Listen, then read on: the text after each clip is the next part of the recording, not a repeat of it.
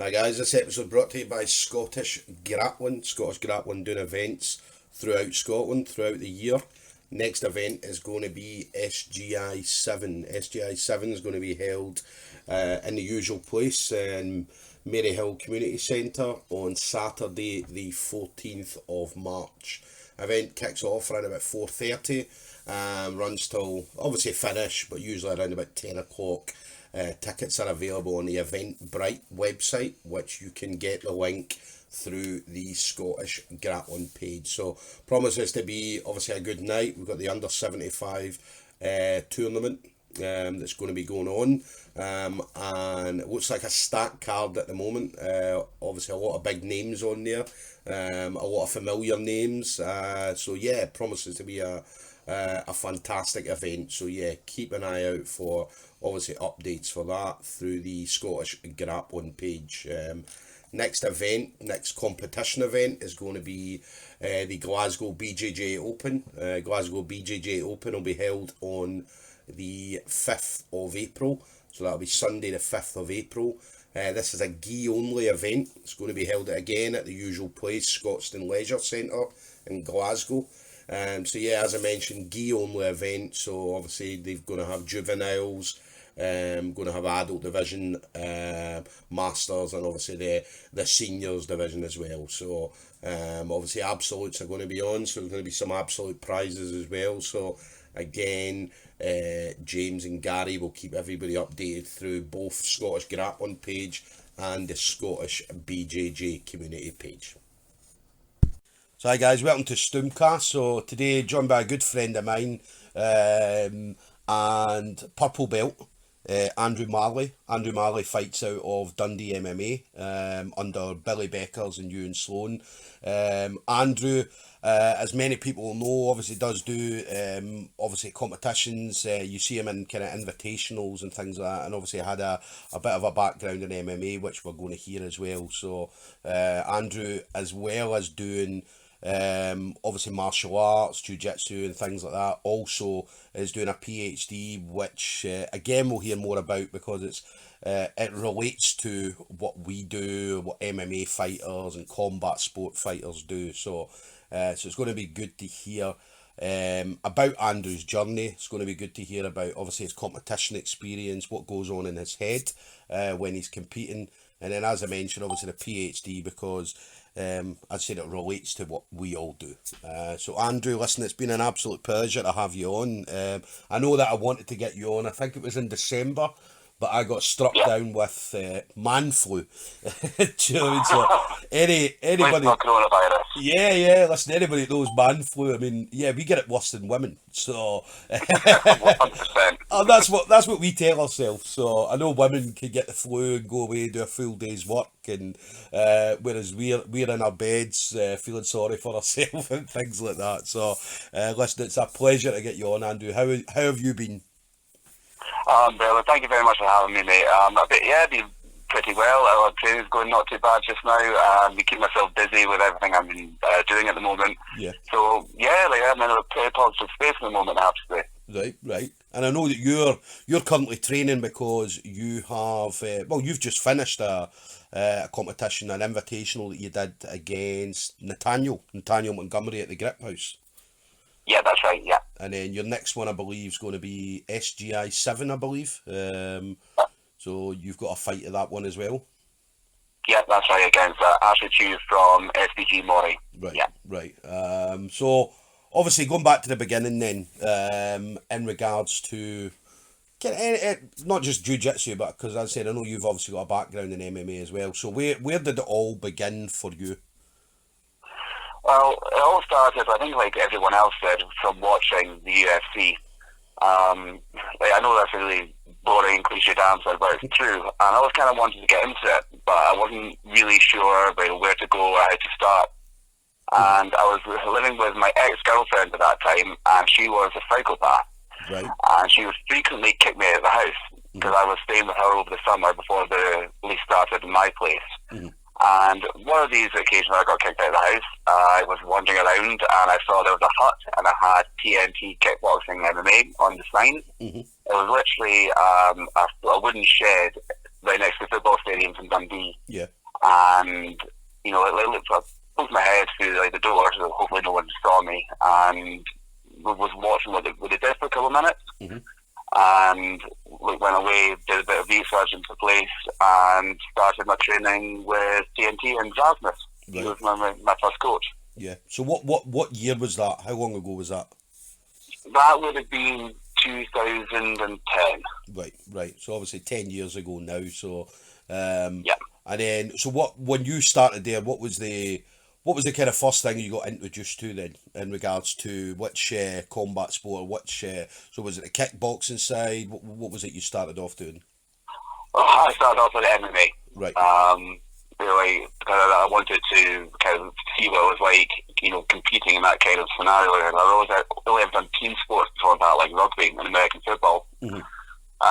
So yeah, I went straight to MMA, and I would have my first fight not too long after that. So to be honest, I wasn't really ready for it, but yeah, you know, it was a good experience for me. Mm-hmm. Mm-hmm. And what was your kind of thoughts? Because obviously you've come into as you mentioned, obviously previous sports you done was kind of American football and rugby. So when you done your first fight, what kind of feelings came on? Because obviously when you walk out to the cage or ring or even the jiu-jitsu mats and things like that. So what kind of things went through your head that very first time? Well, basically what am I doing here? Like, this is ridiculous. I shouldn't be here. Right. You know, I was terrified. Yeah. And I think, I'm not ashamed to admit that, I was absolutely terrified. Yeah. Really nervous. Was I going to do well? Was I going to get hurt? See, but these are back in the days where it was the old amateur semi-pro rules. Yeah. Yeah. So this is an amateur fight where there was no headshots at all, standing or on the ground. Yeah. Yeah. So essentially it was a glorified grappling match with like leg kicks and body punches. Yeah. Yeah. And then, how many fights have you had then in total? So obviously that would been your first one. So how many fights have you had over the years? MMA fights. MMA fights, I've had 6. Right. I have 6 MMA fights. I had taken a bit of a hiatus from competing when I went down to Oxford to do my masters. Yeah. Yeah. And then your 6 fights, how have you done? What's your record sitting at? 5-1. Nice. Well, most of my fights are finished in the first round with submission, apart from my loss, which is by decision. Yeah, yeah. And then obviously your submissions, so the submissions that you done. So when did you transition? Because obviously you've done MMA, you've done a bit of grappling in MMA. So when did you transition from MMA into jiu-jitsu? When was that introduced? The way that I've done grappling for MMA before that, in fact, the first time I ever wore a gi was at a competition. Mm-hmm. Never wore a gi before that, and I got through to the final. I was also a white belt, yeah. And I got beat in the final. So the guy was a lot better than me in the gi. He was able to pin me. I thought I wasn't getting pinned, but I was, because he was used the cross, the lapels, the sleeves properly. And that kind of made me think, well, I need to expand my game, and that was probably been in 2013, 2014. Yeah, yeah. When I first won a gi. Mm-hmm, mm-hmm. And then obviously you started there. When did you move over to Dundee MMA?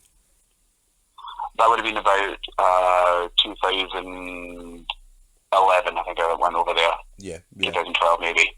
When I was there, back then it was shooters, and I was training under Billy and Fenrir, who was known as Paul back then. Yeah. Ian Sloan, Craig Robertson, the guys that really kind of got me going in terms of MMA and submission grappling. Yeah, yeah. And then the original club that you started at then, so are they still on the go? Are they still kicking about, or what happened to them? They're still on the go, but they don't do any MMA anymore. They just kind of focus on kickboxing, some Kyokushin karate they do as well, or K1 low kick as well. Very much a striking based club now. Yeah. And do you still keep in touch with the guys? Because I'm presuming obviously when you were there, obviously you kind of got, because you know what we're like in jiu-jitsu or MMA and things like that. You always meet people, and you'll meet them at competitions. Sometimes you'll go over, you'll train with them at their gym, and vice versa. So do you ever still see some of the guys that you trained with back then? Well, a lot of those guys went over to the MMA as well. Right, okay. But I still, whenever I see Rasmus, he was obviously the head coach of TNT. Whenever I see him about it, we still speak. You know, we get on well. Yeah. So I still speak to the guys who I knew from back there, but also everyone's changed quite a lot. There's a lot of new faces who I don't know from that club now. Yeah. And then obviously you went from there to, you mentioned Shooters. And how did you find the training there? There was a proper MMA gym. You know, a lot of these guys had done. Well, Ed Craig was one of the first guys to do MMA in Dundee and Scotland. Yeah. And there was a big focus on wrestling, which I hadn't really had before. Yeah. I think as a gym we're known as being not too bad wrestlers, and I got smashed the first couple of times I went there. Yeah. Got completely and utterly destroyed, and it keeps you honest, and it made me want to keep training there. It's like, well, I'm getting smashed, I need to keep training here. Yeah. That's the good thing about me. I mean, when you go to a gym, if it's whether it's your first time, or maybe you could be there for years, and then you go in one night and you get your ass kicked by everybody in the gym, and it keeps you humble, and it makes you want to go back and be like, well, do you know? And I always compare it to the hammer and the nail. Sometimes you're a hammer, sometimes you're a nail. And especially jiu-jitsu, I mean, a lot of the times when you go in and you've got all these, and especially me being an older guy, I'm 42, so when I go in, you get all these young guns, and I go in and I like to talk shit to everybody in the gym. Do you know what I mean? Whether that's a white belt or like the black belt coaches that we have. So I always talk shit. So when they roll, they're like, I'm going to get this guy. So they always come at me. So and as it keeps me humble, as I enjoy it. So is that a kind of similar feeling for yourself? Yeah, I would say so. Some days I will go in and, you know, I feel like I could take on anybody. You know, everything's moving nicely. My transitions are good. My timing's on point. I'm catching submissions. I'm going wherever I'm wanting. I'm getting it. Other days I struggle against white belts. Yeah. You know, and I think, what am I doing? I'm bullshit. Well, why am I competing in 2 weeks' time? I can't do anything. Yeah. It's a good thing, I think. And it kind of separates a lot of people, because you see it all the time. You got these big bullying bastards who come into gym. You know, they like to swag it in with their tight t-shirts. You know, they've got a wee bit of tattoos, a wee bit of muscle about them. Yeah. And then they get smashed by somebody who looks like a nerd. Yeah. And then they don't come back. Yeah. Because it's hurt their ego. It's quite a fragile sense of male ego, which is pretty prevalent these days. Yeah. For me, I think it's a great thing that I keep myself honest. Yeah, definitely. And I always remember I was at the Fionn Davies seminar at Gracie Barra Dundee, and I remember she was saying, obviously and we all know what Fionn Davies has done in jiu-jitsu over the last kind of couple of years, and she was saying that when she goes in, there'll be times where she'll get submitted by white belts, and for her, it doesn't really bother her in the gym, because she's like, do you know what, I'm in the gym, if I get tapped by a white belt, I get tapped by a white belt, and it doesn't bother her. But as you mentioned, obviously the ego's a big thing, especially in what we do, whether it be jiu-jitsu or MMA or any kind of combat sport. So obviously over the years you'll have seen that quite a lot, obviously been 10 years in the game. So what, obviously for you mentioned being honest, so what kind of things, and certainly when you go into the gym and you're training and stuff like that, so what kind of things are you looking to get out of training when you do train? I think it depends what I have coming up. Yeah. So if I don't have any competitions lined up, I'm going there to basically have fun, enjoy myself. Yeah. I'm not going to be in the UFC. I'm going to be in ADCC, like all the thing on full grappling or anything like that. Yeah. I want to enjoy myself and try and get better. Try and maybe work on a move that I've been playing about with. Try and get to work in different positions against different people. But if it's competition time, I know that competition's coming up, and then I have a game plan, and I try and drill a game plan. Yeah. On top of my own kind of strength and conditioning stuff that I was taking back up again, and flexibility, mobility, everything, but all that stuff kind of is in the background ongoing. Yeah. And then obviously it's you mentioned obviously the strength and conditioning. So what kind of things do you like to do, as well as obviously jiu-jitsu or any MMA training and stuff like that? So what kind of things do you do to kind of go alongside anything you're doing? Well, I'm trying to get myself back down to walking around weight at about 81 kilos. I want to get back down to that. I want to drop down a weight class. So a lot of it is still cardio at the moment. Mm-hmm. I will do some high intensity interval training. I do that at the university. Yeah. I'm in a bit of strength phase at the moment, so I'm trying to build up some strength. And as part of that is isometric holds. Yeah. So holding myself in a certain position, because jiu-jitsu is one of the only sports that I can really think of where isometric holds are probably a bigger predictor of performance than, say, cardio. Yeah, yeah. And anybody that knows as well, I mean, jiu-jitsu cardio especially is completely different. And again, we mentioned that before we came on the call, that jiu-jitsu, not just jiu-jitsu, but combat sports especially, I mean, you mentioned that you can't really, not like football, where if they're out playing football, they can wear certain pieces of equipment to check obviously heart rates and different things, whereas combat sports you don't really have that.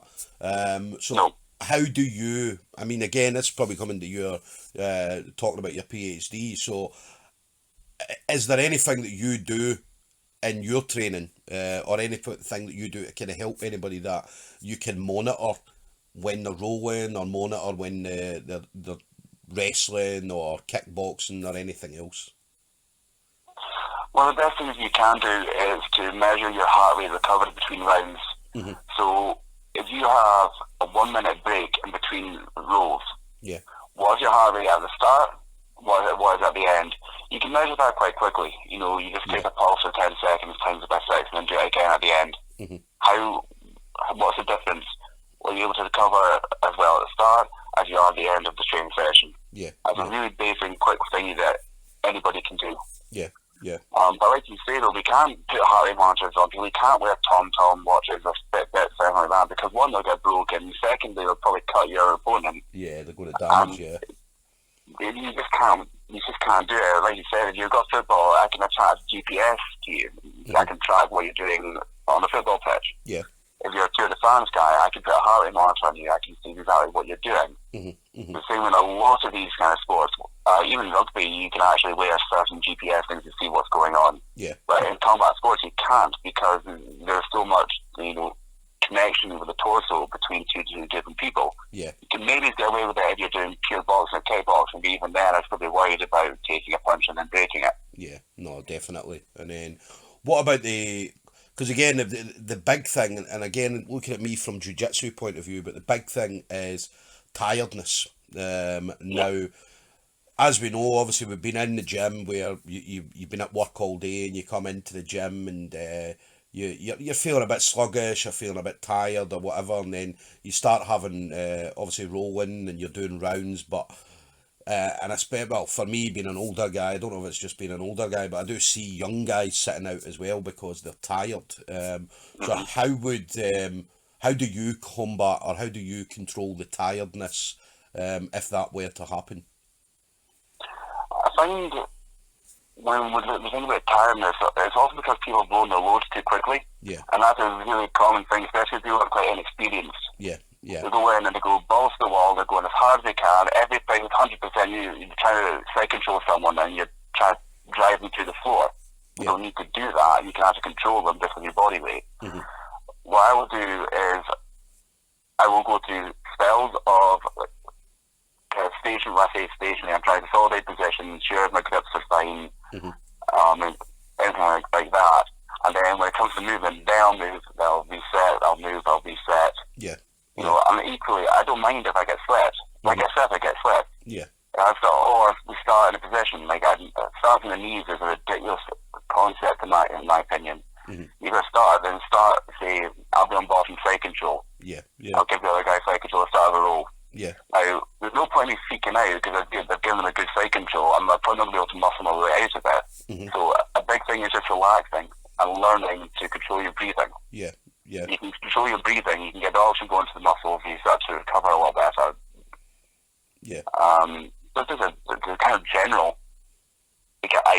rolling, I would say. Yeah. I mean, it's good, and it's funny you mentioned that because I said I always.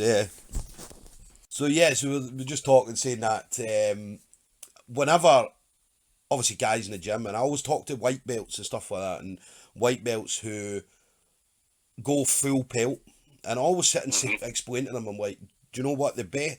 And people always say, especially like me, I remember going back when I maybe was a year or 2 years into to my jiu-jitsu journey, I would go to comps and I would never get tired, right? And the reason I would never get tired because I was quite sensible. What I would do is I would, exactly what you're saying, I would get to a position, I would stabilise my position rather than jumping, because obviously you see these guys doing mad crazy bearing bows and inverting upside down, and then next minute they're on your back and they're all over the place, and remind you of like a Mexican jumping bean sometimes. So Exactly. whereas I never got tired, and people would say, well, why do you not get tired? Because you're obviously being 5'4", 5'5" with high heels on, and I was 100 kilos, and they would say, well, you should get tired because obviously you're carrying a lot more weight and things like that, but it never happened. And I would always say, and what my game is, I don't ever play, like if me and you were rolling, I wouldn't play your game. Your game is something that you would concentrate on. What I'm concentrating is what I'm going to do. So my rolling was always, I would then get to a position, stabilise it. If you're playing for points, you would get your points, and then you would then look for the next position, move to that position, stabilise, move to the next position. Because again, jiu-jitsu, don't get me wrong, it's great to see all these guys jumping about and going absolutely crazy for 5, 6, 7, 8 minute rolls, but for obviously you mentioned the tiredness. I mean, if you throw everything into the first round, then by the time you get to maybe the third or fourth or fifth round, you're going to be tired. So, so yeah, I mean, it's very, very similar concept. What you're talking about there is what goes on when I'm rolling. Again, I still get tired, but again, I put that down to maybe an age thing, or my fitness is maybe not where it should be at that time. So for you, I mean, you're obviously doing that. What about what other things are you doing with your PhD? So you're mentioning about nutrition and stuff like that. So what do you use, or how do you use that in what you do? A big thing for me is looking at sports nutrition and combat sports is weight categories. Yeah. You know, unless you're over 100 kilos, in that case, do what you want. You don't need to worry about weighing in if you're in the super heavies. Yeah. But most people have to achieve, under 88.3 in the gi, or whatever it is that their weight division is. Yeah. Sometimes people will have to cut weight for that, and then often they have to compete anything between 15 minutes to 3 hours after weigh-in. You can't tell. Yeah. Also, it's more of an issue if you're a white belt. Yeah. And I also see a lot more white belts doing mad weight cutting for competitions. Yeah. They're going to sauna the morning of, and they want to have a drink the day beforehand. I've even seen people take diuretics. Yeah. Yeah. To try and basically shit the weight out. And one, that's ridiculously stupid and dangerous. Many people are starting to get kidney problems and whatnot from having excessive weight cuts throughout their career. Yeah. But it's all about rehydration and refueling quickly and safely. So something anyone can do really, really basically is just taking Diurolite. Yeah. The diarrhea medication. Yeah. That gets used by the Team Scotland, Team GB wrestlers who actually have a day before weigh-in. Yeah. They take Diurolite. Yeah. It's all about getting the salts in, because there's no point taking lots of water, because all you do is you piss that out. Yeah. You need to take water with electrolytes or salts. Yeah. And obviously to actually take it and retain the water. Even taking caffeine before you compete can be quite a good thing to do, as long as you don't go overboard. But that can reduce how hard you think you're working, and can actually improve your aerobic output. Yeah. Taking bananas, again, fast-acting carbohydrate and potassium, ideal, especially the dehydrated for muscle function and replenishing your fuel stores. A lot of things like that, which a lot of people don't bother doing, which are ideal for competition day, especially in jiu-jitsu, when you could be having anything upwards of 3 to 12 matches, depending on how size your division. Yeah, yeah. And you do absolutes and whatnot as well. Yeah, yeah. And with so how far are you into your PhD? How many years are you in? So I'm about 2 years in. I'm looking at another 2 to go. Technically, I'm part-time. Mm-hmm. So, because I work as a bouncer full-time as well. Yeah, yeah. So I've got another study to do. I'm in the middle of finishing up a study at the moment, and then next winter, because I'm looking at vitamin D stuff, I can't do it over summer because the sun's a factor I can't control. Yeah. So another study next winter, then I'll be writing it up, and then hopefully I'll get my doctorate. Right, nice, nice. And then, do you do that for, let's say, other people? So if anybody was looking to kind of find out more about it, is that something you do kind of, because I know you mentioned obviously you work as a bouncer and things like that as well, so do you do or help people with nutrition? So if they were to come to you and say, look, need help with nutrition, how do I go about it? So is that something that you offer to people? Not something I advertise too much, because at the moment I'm pulling 80 to 90 hour work weeks between everything on my jobs. Yeah. But I do offer that. I have worked with people who are in, say, Team GB wheelchair rugby. Yeah, yeah. I've done nutritional support for people who are doing long distance cycling, triathlons, and Ironman.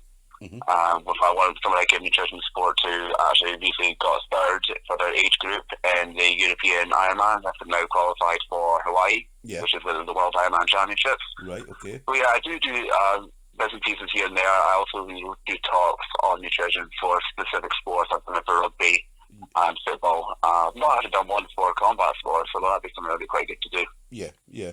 No, that'd be good, that's it, because it's always something that, because as you mentioned there, I mean, when I was a white belt, I was one of the guilty parties where I remember my first comp, and I wanted to go in at under 94. Okay, so when I put my name in for it, I think it was about maybe 4 or 5 weeks out. Okay, and at that point, I think it was about 106 kilos, and I was like, I want to get to 94. Okay. Yeah. Now, obviously, having absolute no idea how to do it. Now, I know that when I first started jiu-jitsu, I was 127 kilos. This was probably about maybe 6 months into my jiu-jitsu journey, and I dropped down 21 kilos just through training. Obviously, changing a couple of things, the way I ate and things like that. So, but for this comp, I was like, I want to be 94. And my way of thinking was, well, if I don't eat, then I won't put weight on, which was complete nonsense, as you know. So that was my way. I remember cutting weight, and I remember going into training and still training with the same intensity when it come to kind of rolling classes and things like that. And so I was one of the guilty people, white belts, that did do that, and we know that white belts still do that to this day. They did it before we started jiu-jitsu, and they'll do it 10 years after we stopped jiu-jitsu. So it's good to know that, especially having someone like you that's got the knowledge, that people potentially in the future could then say, well, let's go Andrew. I know there's other people do it as well, but let's go Andrew and see if we can get a plan or anything. Because you mentioned what you do, there's a lot of kind of science involved in it as well. Yeah. No, everything I kind of recommend to people is all evidence-based. Yeah. There's nothing I hate more than these assholes who promote things like Herbalife and Juice Plus. Mm-hmm. And it's all pseudoscience, it's all pyramid schemes, it's all about grabbing money. Yeah. There's no point recommending something to somebody unless you actually have evidence for it. Yeah. Now, evidence to me isn't, it worked for my Auntie Jin, or it worked for me. Yeah. Great, something might work for you, but that doesn't mean it's going to work for everyone else. The good thing about science is you have to take a wide number of people and take an average and go, well, yes, so this will work for most of this particular population. Yeah, yeah. So you have to ground everything you stress it with evidence, otherwise it can be dangerous. Mm-hmm, mm-hmm. No, definitely. And I mean, we've seen it. I mean, we've seen it at competitions where guys have been dehydrated or they're just exhausted. I mean, they've not even been on the mat yet, and they're sitting at the side of the mat like that, thinking to themselves. And again, that's something that if you're feeling that plays on your nerves as well. Yeah, 100%. You know, if you're already feeling tired before you even step on, how are you going to feel after the first stand-up exchange? We all know how tiring wrestling and judo is. Yeah, yeah. Because you're on your feet the whole time. Mm-hmm. And then all of a sudden, let's say you do get taken down because you're feeling tired. And when you're feeling that tired, your strength levels go down, yeah. your ability to recover goes down, and then all of a sudden you start to panic. And when you panic, you start holding your breath, therefore there's oxygen going into your system. Yeah. And then you're in side control, and then you're freaking out. Then you start to forget your techniques, mm-hmm. and then all of a sudden you're using mount, or you're taking your back, and then it can just play havoc on you. That all starts really probably the day before from people trying to do drastic weight cuts. Yeah. No, definitely. And as I said, some of the weight cuts are terrible. I mean, we've seen weight cuts they've been well documented through the UFC and things like that. And these are actual athletes. I mean, these are guys that have done this for years. I mean, I think the worst one I seen was the Cyborg one, Chris Cyborg.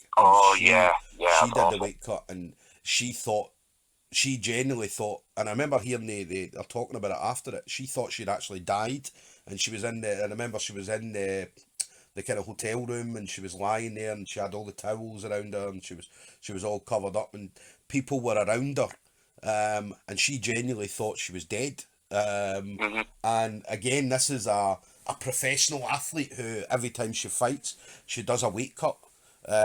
Maybe not as severe as that, but she does do a weight cut. So again, is that something that you've seen throughout your time, obviously, especially in MMA and things like that? Yeah, it's more pronounced in MMA, especially because you get longer between weigh-in and competition, and hell, even some amateur was C class now. Yeah, some of those guys are getting the day before weigh-ins. Yeah, and they're then treating it like a professional fight, and they're cutting ridiculous amounts of weight because they think that they have to. Because they think, do they want a size advantage, they want a strength advantage. Well, they don't realise that you're probably not going to recover fully if you cut too much weight. It takes you probably, in my opinion, 3 to 5 days to recover fully after a really, really big weight cut. And then all these guys end up gassing in the second to third round. And this is when all these people then start losing the fights. I mean, people want example, if you look at Frankie Edgar, he did very, very well for a while because he didn't do massive weight cuts, and people are like, wow, his cardio is amazing. It's not even that it's that amazing. Well, it is. It's far better than what mine is. But he wasn't cut as much weight as these bigger guys, and was able to maintain a high tempo for a long period of time because he was fully rehydrated, so he was fueled. Mentally, he didn't have to go through that trauma. It's partial mental trauma doing that to yourself. But in a much better mental state before he goes into beats. That's a UFC example. And I think the UFC need to start reevaluating how they're actually approaching weigh-ins. I know they were talking about doing kind of different weight classes. Like they do catch weights at the moment, so I know they were talking about introducing like other weight cut, maybe like let's take for talking sake, you've got 170, and then maybe talking about doing a 175, a 180, a 185 and stuff like that. So do you think having, especially in MMA, having different weight classes like that would kind of would help when it comes to weight cutting, or do you think people would just then kind of try and again just get that advantage by maybe dropping down to maybe one of the other catchment weight?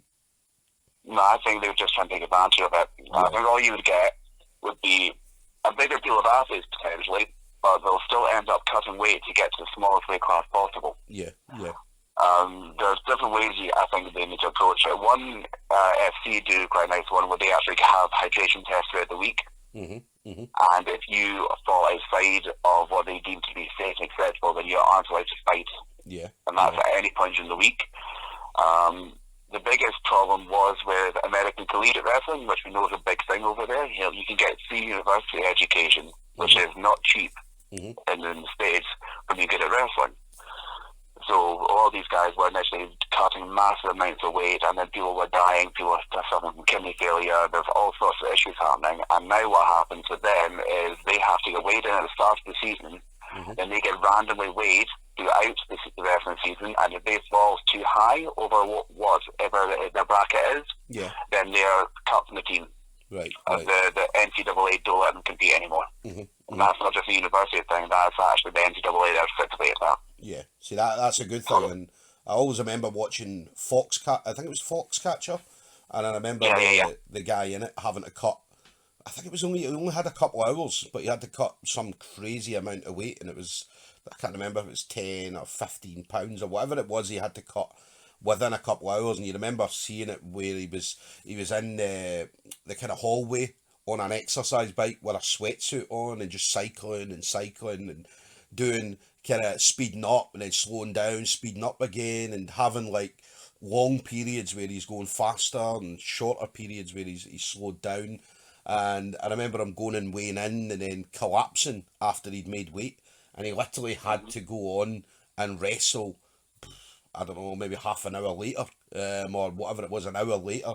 And again, that was a true story, watching it and thinking, my God, man, losing that amount of weight in a couple of hours is absolutely crazy. So it's good that, as you mentioned, that there's something in place there that kind of combats that, which, and again, do you think that's something that will come over into jiu-jitsu? Because obviously we know there's not really a governing body for jiu-jitsu, so there's nothing really in place where somebody's watching that, or somebody's taking care of it. Because again, there's been cases where you've heard over the years where people have died going to a jiu-jitsu competition because they've cut weight, they've done it ridiculous amount of weight that they've lost over a period of time, they've not eaten, they've not taken in any kind of liquid fluids or anything like that, and then they've went on and they've fought, and there's been a couple of situations where people have actually died in jiu-jitsu that have done that. So do you think there'll ever be something in place for jiu-jitsu? I would like to say yes, but I'm not sure, because at the end of the day, we need a governing body who would then stipulate that. Yeah. And then we also need a season. At the end of the day, jiu-jitsu competitions they're all year round. Yeah. You get competitions going right up until before Christmas, and they start again in January. That could be IBJJF ones, it could be the Grapple Fest, or it could be Scottish Grappling, or there's invitationals. The problem is also the problem with MMA is you need to get people to agree to an organisation or to agree to adhere to a governing body. Yeah. That's going to be difficult. There's a lot of characters in MMA Jiu-Jitsu, and which is one of the best things about it, is you meet all these amazing but frankly insane people. Yes. But will they adhere to the governing body? I don't know. Look at, I don't want to go down the route of kickboxing, where there's about 15,000 governing bodies. Yeah. You know, there's main ones. There's the ISKA and there's WK was a big thing. You know, but there's so many bodies now that what does a world title truly mean? You know, like, I've seen world titles getting competed for in random small towns. Is that truly a world title, or is it just because this is the world title for that governing body? Yeah. So we need to then have, like I said, a season of competitions. Well, that doesn't work because people compete all year round. Yeah. Do we then have people going out to do hydration tests on fighters in the week leading up to competitions, which you could maybe do for like the SGI, the grappling invitationals. Yeah. But then who funds that? Who then actually has to go around to all the gyms all over the country, and not even in the country. Now SGI is getting guys in from Ireland and Europe and England. Yeah. Who's going to do that? Yeah. Do we then get someone else to do it? Then do we trust that they're going to do it properly? I don't know. I don't know. I actually have a strict answer for that. Is that something that's expensive to do?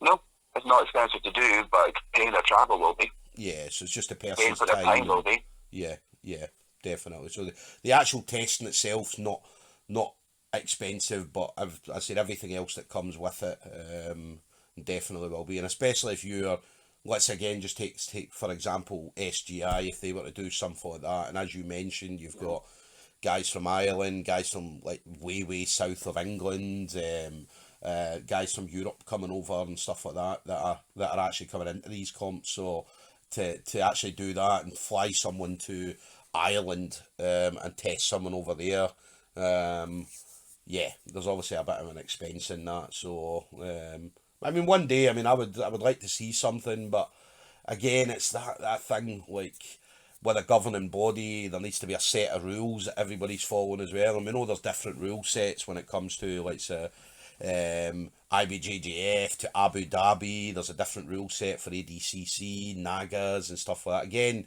following a similar set of rules, but just adapting it to their style of fighting. So again, obviously a governing body, you're talking about having to follow one set of rules and training under one rule set and things like that. So yeah, could it happen? Yeah, possibly not, maybe not, but it would be good to see something like that because, well, would people?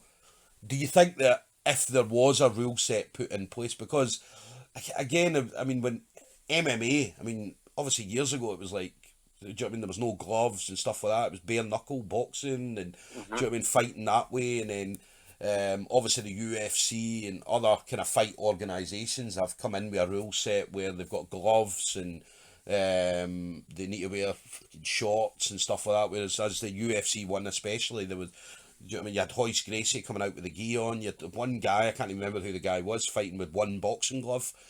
Yeah, I remember him. Yeah, right. So yeah, you had the sumo wrestler coming out with the sumo outfit on, and so. But then obviously over the years, then obviously the UFC probably one of the kind of main people that pushed and pushed and pushed for to have kind of one rule set, and so can jiu-jitsu do that? Yeah, probably not. There's not as much money in jiu-jitsu as there is in mixed martial arts. Well, even then, if you look at MMA, one have different rules to what the UFC do. The UFC and Bellator, Cage Warriors all follow the same rule set, but the Asian promotions, they still allow knees to the head and the ground and things like that in some promotions. Yeah.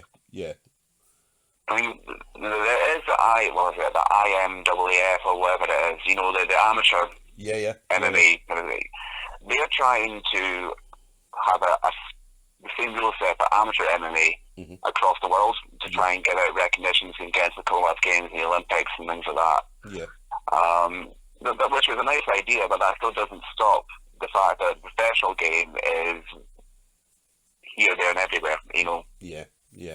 Some people are like, but I don't think most places will allow soccer kicks to head in the ground anymore. But I dare say there will still be some promotions that allow that. Yeah. Because you saw that with, I mean, you saw that with, I don't know if you remember seeing the Johnny Walker fight where he tried to kick a guy to the head in the UFC. And again, it was, he fought on kind of smaller MMA shows before obviously went to the UFC. And then, so obviously the smaller MMA shows, obviously a different set of rules and things like that. And then here he is in the UFC and he's thrown a kick to the guy's head. Obviously he missed, he didn't connect with it, because if obviously he connected with it, then it would have been obviously the end of the fight. So and again, we've seen it in jiu-jitsu where, I mean, some guys will go away and compete at an ADCC 1 week, and then the next week they're doing a Scottish grappling event and they're going for heel hooks or knee bars and stuff like that, and they go, and I see it because I'm refereeing and I'm looking thinking, the fuck are you doing, man? So you know that's not the rules, but and again, it's difficult for guys to go from one rule set to another within a space of a drill response. So if you drill something over and over and over again, you will do it under pressure. Because you don't think about it. For example, when I first went to BJJ, I had to be so careful about reaping the knee, which is a stupid rule in my opinion, I might add. You know, bringing the leg across that midline point of the thigh. Like, that's not allowed, but it is allowed in MMA and it's allowed in certain grappling competitions, such as ADCC, but it's not allowed in IBJJF, which was where most competitions follow that kind of rule format for jiu-jitsu anyway. But I had to be really careful about not doing that, because that's how I set up a lot of my sweeps, or how I used to set up a lot of my sweeps. Was, you know, taking the knee down so I could then work some kind of single leg X or some kind of X guard maybe, or even if they come down enough, come up, do a technical get up and go in for like a blast double. You know, you could do that if someone's crumpled down. But that's what that's my point. You know, it could be the same sport essentially, but a slight difference in the rule set, changing entirely how you have to approach the game. Yeah, yeah. And it was a drill response. Whatever you drill, you will do. Yeah. No, it's very true. I mean, jiu-jitsu moves are, you drill it so much, it's subconsciously you'll go straight to that. That's your go-to move, or your go-to couple of moves, or whatever. So subconsciously you're going to go straight to that move if you, as you mentioned, if you're under pressure, or if you get to that position, then just automatically you're going to grab a leg, or grab an arm, or grab a neck, or whatever. So because you, as you said, you're drilling it 1,000 times, just that one single move. So yeah, I mean, for me, I would be one of the ones that would welcome possibly a governing body who takes control of it. Do you know what I mean? Which organisation takes control of it? That would be probably another debate on who would actually do it. Would it be an IBJJF thing? Because obviously a lot of people don't bother with IBJJF comps because they look at it as kind of money grabbing. They're just out for the money. Would it be an ADCC rule set? Would it be them that would be in charge of it? Naga or whoever? Abu Dhabi? Would they be in charge of it? So, and it would have to be a global thing as well. It's, do you know what I mean? Everyone would have to agree. Yeah. You know, Checkmate would have to agree as a group. Yeah. The Rio Grappling Club would have to agree as a group. Yeah. Origin would have to agree as a group. You see what I mean? There have to be different teams and all the affiliations that have to agree to it, following a certain rule set. Yeah. But that will never happen because you'll get some going, well, we're going to go IBJJF, some are going to go, we're going to do Abu Dhabi, some are going to go, we're going to do Naga. Yeah. That's what will happen, and it'll end up being fractured. Yeah. And then it end up watered down like judo. Because I know they're talking about getting jiu-jitsu, and they've been talking about this for years, getting it into the Olympics. But then it becomes a watered down version of what we actually do. Because obviously judo, before it was watered down, was absolutely fantastic to watch. Still, don't get me wrong, it's still fantastic to watch, obviously throws and things like that. But, I mean, now it seems to be, especially in the Olympics, it's judo, as soon as you get the takedown, the fight's over.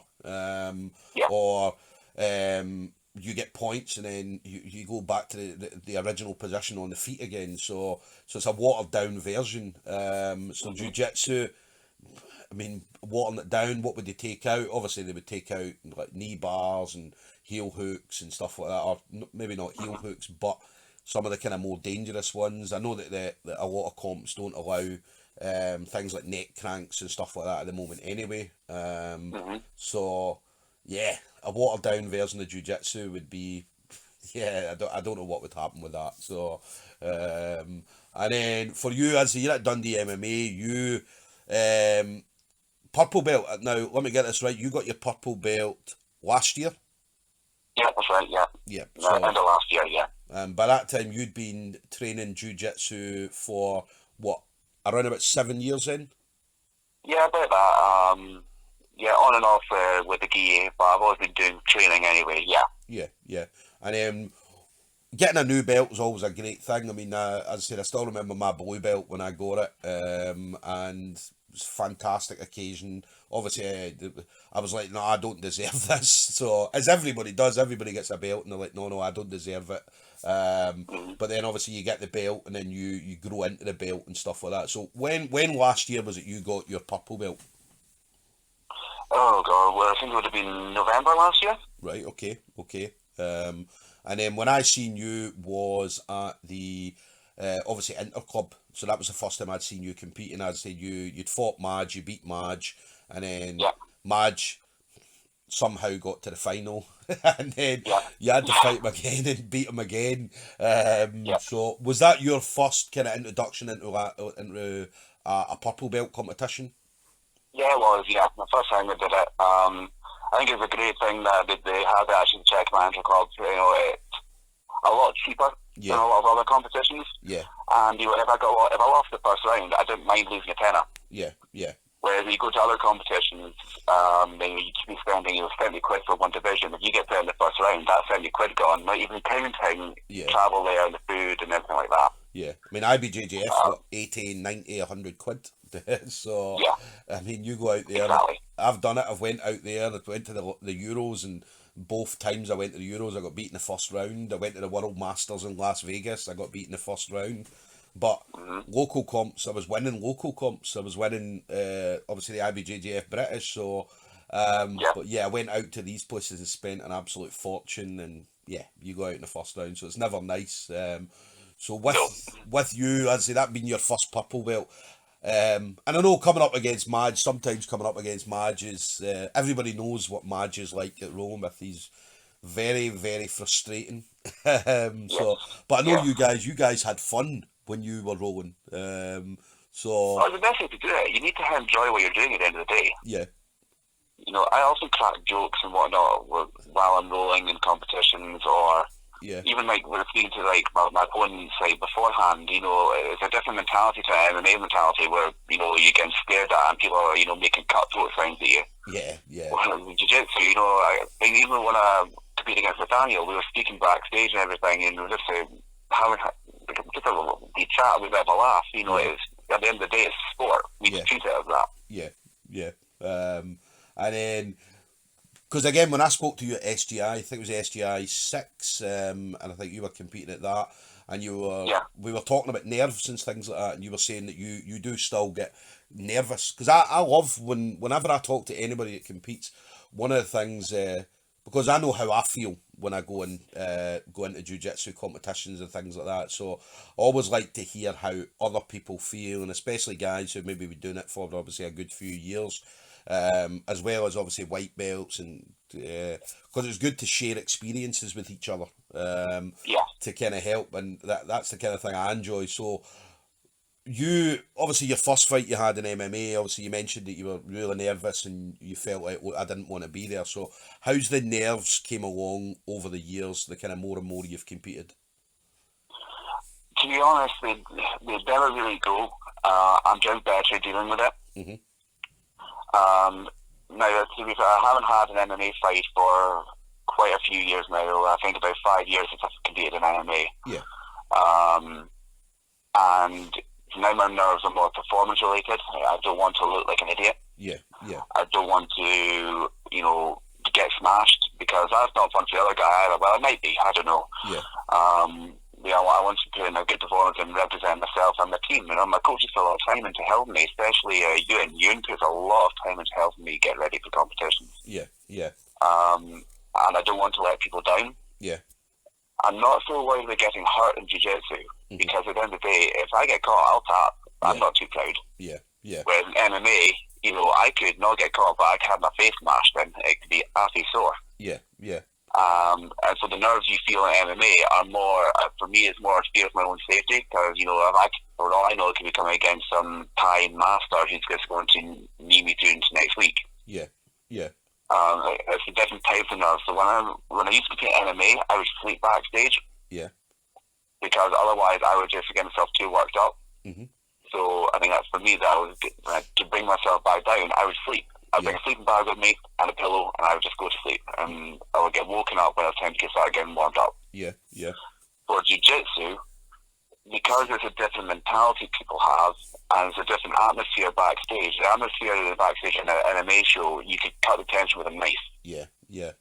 The backstage in jiu-jitsu competitions, even the things like the Hickson Gracie Cup, where there's a separate bullpen before you go out to the mats. Uh-huh.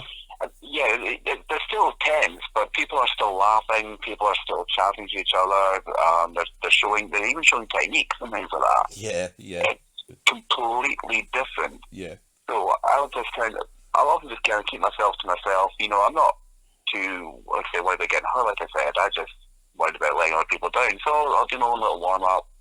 I'll speak to people before I start warming up. Obviously, when I get time to get ready, and then I'll just keep myself to myself. I'm quite happy just looking around and just taking everything in. Yeah. It's a much more enjoyable experience, if you ask me. Yeah. I mean, jiu-jitsu is funny like that, because, as you mentioned, people showing each other moves and things like that, and I mean, you wouldn't get that. You wouldn't get that in MMA. Like, show me this, fucking right cross, uppercut, and stuff like that before you're about to go on to smash each other in an MMA fight. Whereas jiu-jitsu, I mean, obviously I've seen it for the years that I've ever competed, where you can go on the mat, you can roll with a guy, and you would come off the winner, he would come off the winner, and after the fight you'd be like, mate, you did this move on me, can you show me that? Yeah, no problem, let me show you that. So and then as the next minute you're Facebook friends, and then you're wishing each other happy birthday, and every time something happens in their life you're liking their stuff, and vice versa. Whereas obviously MMA, the one that kind of springs out in mind to me is Chris Bungard. Whenever you see Chris Bungard's got a fight, he'll wind the guy up that he's fighting, summon rotten, man, where he'll absolutely terrorise the guy for weeks leading up to the fight, which is entertaining to watch. But obviously jiu-jitsu is totally different. I mean, you've even MMA guys that come in and do jiu-jitsu, they kind of adapt their mindset and things like that to jiu-jitsu, which can sometimes be hard coming from MMA, having that kind of machismo attitude, and then coming to jiu-jitsu where everybody's a bit more mellower and we're all calmer, and we like to share stuff and things like that. So so it's funny that you mentioned obviously showing each other kind of moves kind of backstage before SGIs and things like that. So and then obviously more recently you've been doing kind of more of the submission only stuff. Obviously you've been on the SGIs. You've got you mentioned obviously fighting Nathaniel Montgomery. I think it was a couple of weeks ago now. Not long ago. You've got SGI 7 coming up as well, where you're going to be competing at that as well. So is that something? Because obviously you have done competitions as well. You've done obviously, as I mentioned, obviously the Interclub. You mentioned the Hickson Gracie Cup and things like that. So and obviously other competitions. But is submission only? Is that something that you're more interested in doing? I would say at the moment, yeah.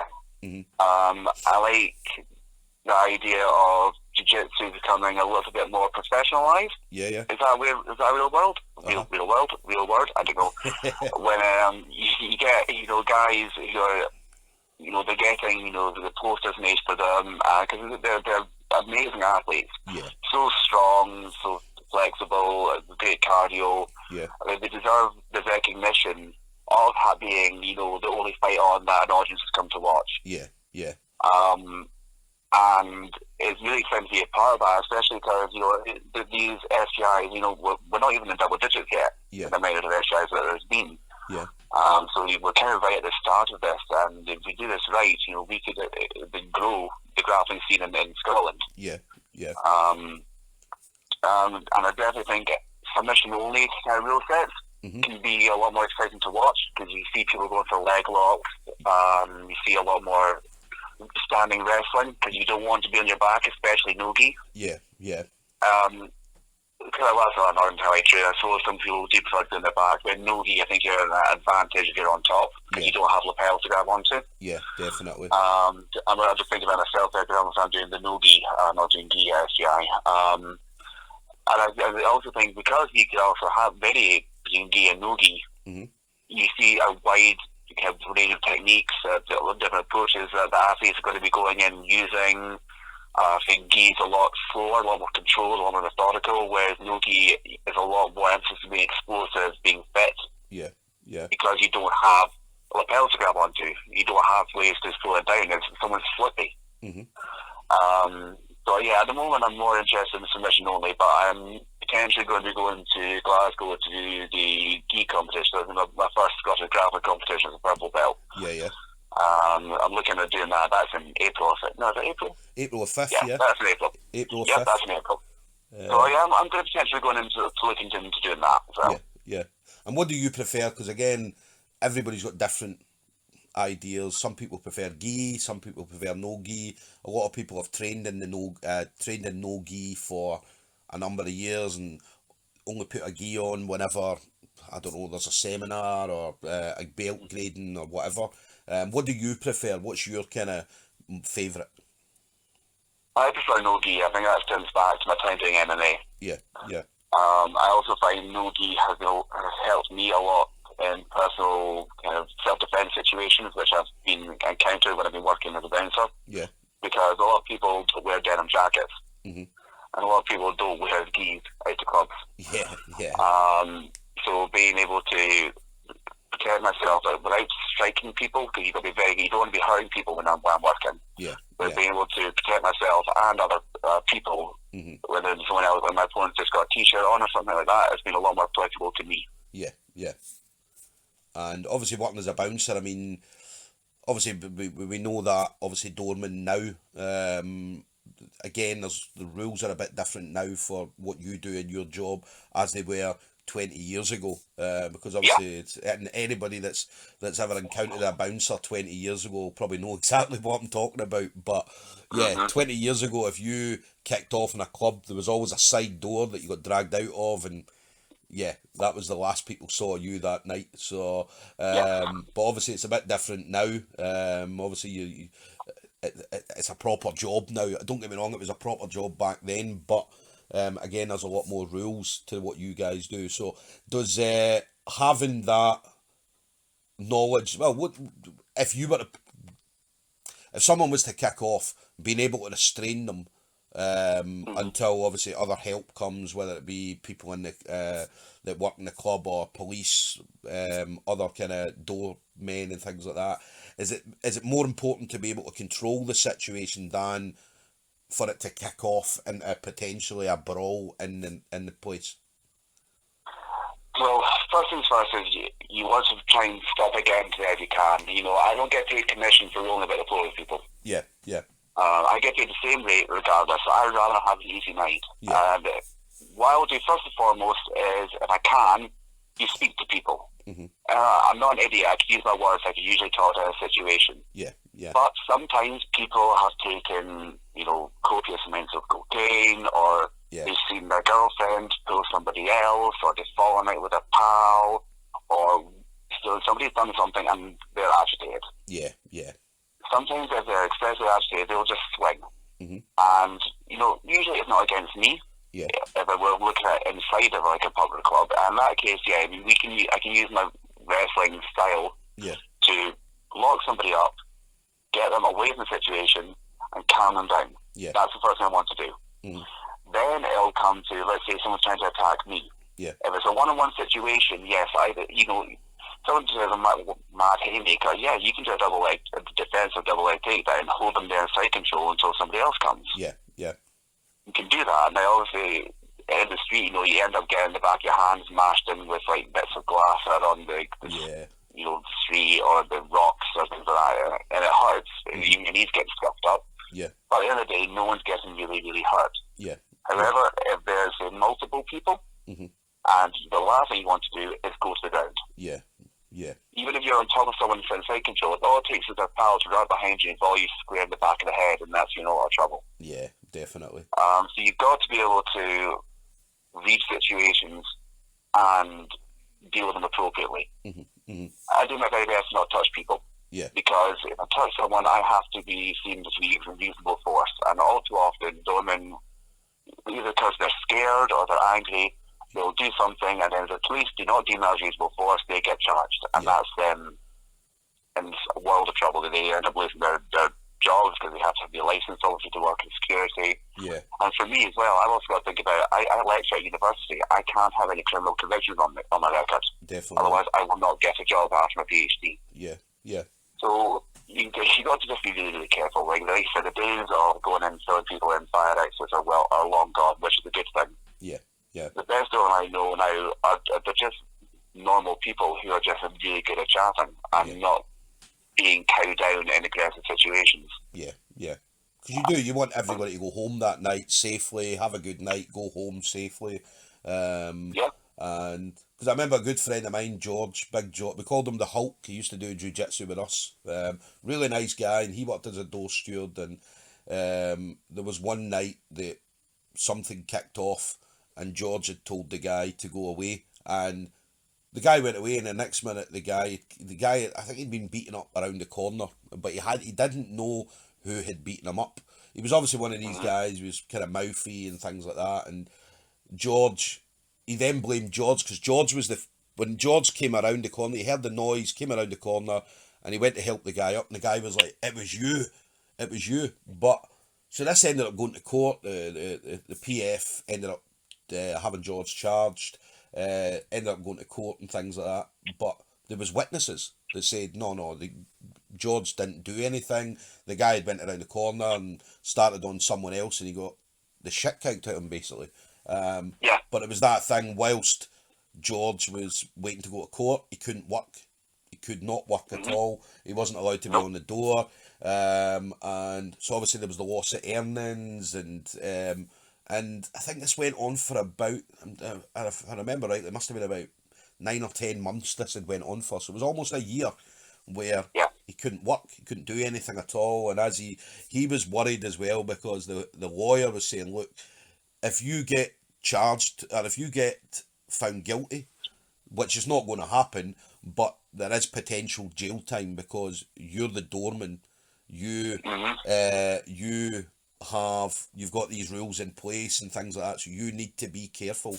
So yeah, he was looking at jail time and things like that as well, but it was just fortunate that there was witnesses there, and yeah, I mean, he got found not guilty, and obviously he got to go back to work and things like that. But for that, almost a year was absolutely terrible. And again, it was just because one guy maybe had drank too much and had come in with the full intention of kicking off with someone, and unfortunately kicked off with the wrong person, and the people beat the shit out of him for it. And then so yeah, I mean, it's I mean, something similar happened to me, so I finished my second degree at Aberdeen. Yeah. I was getting ready to move down to Oxford to do my masters. Yeah. I was working at the social, and a guy was kicking I'm assuming his partner in the head on the ground. So I jumped on him, put him to a seatbelt position, got my hooks in, and just fell backwards. Yeah. Fell in the seatbelt, I just held him there. Now, we know that is a good control position. Yeah. I held him there until my colleague got there. Once he got there, we both went on top of him. He had the guy's legs. I had side control of his upper body. Yeah. People walking past complained to police that I choked him. Because they saw, one hand over the shoulder, the other hand underneath the armpit. They just saw the hand over the shoulder. Yeah. I got charged, which was awful, because my badge was due for renewal. Yeah. I went down to Oxford regardless. Well, I'm still waiting, because the waiting list is ridiculously long for these kind of affairs. Then my badge came up for renewal. I couldn't renew it, and I got down there, and I was doing my masters. I was also working on the door down there and working security for Versace, believe it or not, at the weekends to pay for my rent, because Oxford is incredibly expensive to live in. Yeah. And thankfully, it got thrown out before I even went to court. Yeah. I don't know how it worked. My lawyer did some jiggly pokery. I don't understand how it worked, but it worked. Yeah. But I didn't even choke the guy. Yeah. I had him in a bag mount seatbelt position. Yeah. So you have to be so careful, because even though I didn't do anything, I can see how somebody else could perceive that I was choking him. Yeah. And I said I was stopping the guy from kicking somebody else in the head on the ground, regardless of if it was male, female, partner, ex-partner, random person. Yeah. I was stopping somebody assaulting somebody else, and then I ended up getting in trouble for it, and he got away scot-free. Yeah. Because they saw the horrible, nasty bouncer look at him choking people unconscious. Yeah. And doormen do get a hard time. I don't know if you've seen the video that was on Facebook recently, where I think it was down south somewhere, and I think one of the doormen had started an argument with someone, or someone was arguing with a doorman, and then it was just a brawl outside. And the doormen were trying to come back in the doors and close the doors, but the more and more people started getting involved and fighting with the doormen and stuff like that, and it just all turned into absolute chaos. Do you know what I mean? Like, when you were watching this, you were thinking, man, this is never going to stop. And then obviously police came, and but they had this all on camera, where the doormen were protecting themselves. So as I said, a lot of times doormen do get a kind of hard time, just because of the type of job they do. But at the end of the day, obviously what you're doing Same as Madge. I mean, Majid's a doorman as well, weekends. And he was doing his PhD as well, which was very interesting because obviously similar kind of story to you. He was doing his PhD, he was working as a doorman and stuff like that as well as doing jiu-jitsu and MMA. So it's a very, very similar story, or very, very similar journey that you're on as to what Madge was on. So yeah, I mean, having someone there to protect people, because at the end of the day, do you know what I mean? You go into work the same as everybody else, thinking, I hope it's going to be an easy shift. Do you know what I mean? Because the last thing you want to be doing is rolling about with anybody and controlling anybody. You want everybody to enjoy themselves, go out, have a good time, go home, and get up in the morning. So 100%. I don't get take commission for rolling about the floor with people. If I can, I'd rather do my job properly, speak to people as best I can. Doesn't always work, obviously. But ideally, if all goes well, for the last hour, 2 hours of my shift, I'm just standing there picking my nose. That's it. That's what I want to be doing.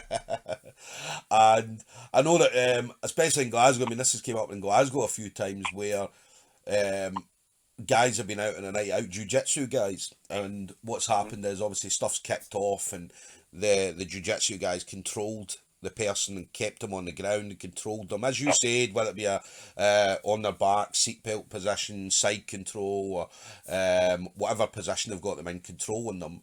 And when the police have came, they've explained, look, just to let you guys know, I do jiu-jitsu. And the police, and it's happened a couple of times that I've heard, where the police have been like, well, we know that you didn't start the fight. Because obviously being a martial artist, then do you know what I mean? Now I know there's some people out there that being a martial artist, you've got that ego, but the police, especially in Glasgow where it's happened, they know that if it's a jiu-jitsu or if it's a certain type of martial art, they know that you've not started it, and they usually know whatever you're about to tell them is 9 out of 10 times the truth. So do you feel like, say, maybe in Dundee, because especially that situation you were in where it was looked at you controlling the person, that they looked at it as something completely different. So do you feel that is something that is maybe located to Dundee, or do you reckon that's just in general people are confused by what they see? I think people see what they want to see. If you see a bouncer, people automatically have a connotation of he's a thug, he's this, he's that, and therefore he can't be doing anything else other than trying to hurt someone. And I think that's kind of the same universally. Whereas you see maybe a punter controlling someone, you say, oh, well, good Samaritan, because you don't have any preconceived notions about that. I think it's all very dependent. I mean, to be fair, I do have a good relationship with the police in Dundee for my job. That's only because they speak to me. You know, I see a lot of the same faces all the time. They still always speak, and I ask him how it's going, ask how their night's going, and that's fine. But if I was to step out of line, I have no doubts in my mind that they would come and arrest me, even if I didn't do anything wrong. So I just got to be super careful, especially as me lecturing at the university as well. I can't risk that because that's the end goal. I want to get off the doors completely. Because it's not good for me if I'm getting the sleep patterns. You know, like I said, I'm pulling 80 to 90 hours a week at the moment. You know, I finish work at 3, 4 in the morning, and then I could be up getting a lecture at 9 o'clock the next morning. No, definitely. It's not any good to anyone. And I also impacts my training. You know, often when I compete, I'm actually working the night before. You know, a couple of times I've gone down to compete in Newcastle at versus grappling. So I finish work at 3:30. Then weigh-ins are at 9. And it takes about 3 hours to get there. So I'm up and I'm in the car by 6 o'clock in the morning. I've had 2 hours sleep. I go, I compete. Then get a shower down there, come straight back up to work. You know, it's not good for me.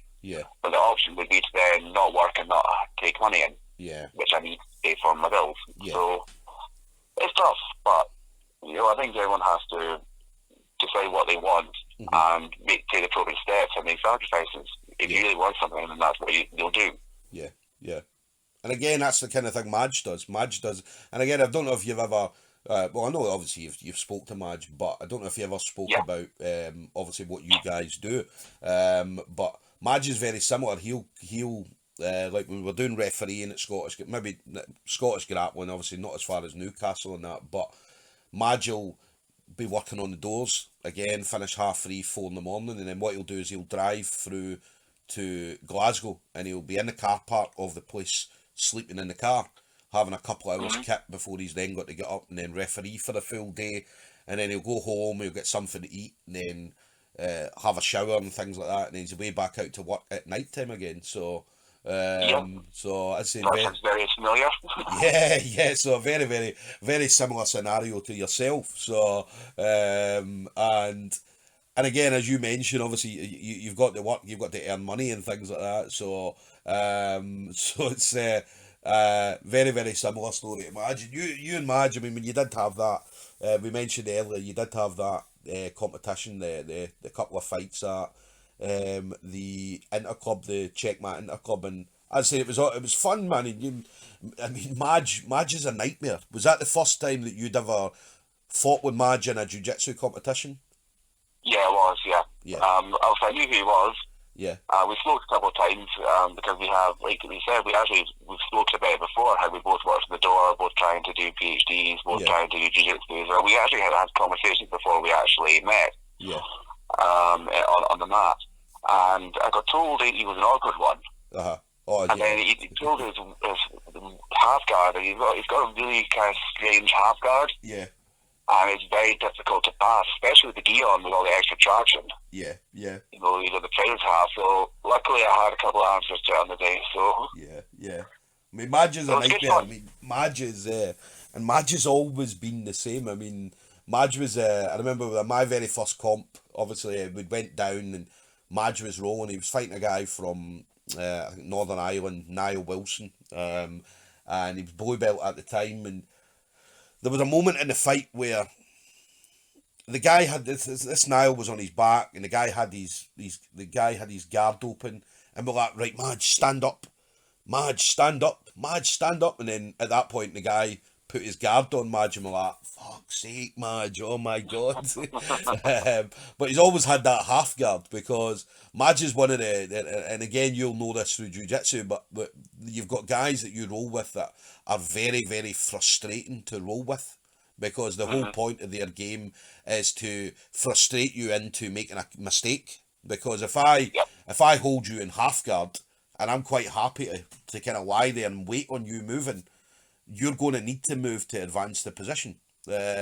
So that's what Madge does. Madge will quite gladly sit there with a half guard on to let you then say, well, shit, I need to move position because I'm on top. And now you've got, like, in the IBJJF rules where there's no points or no advantage, should I say, for a half guard. So the only time you score is if you advance position into side control, or you come back, so you get the points for passing the guard, or if you are taken back into the full guard and you get the advantage for it. Okay, so while you're in half guard, you're not getting anything, so you need to make that move.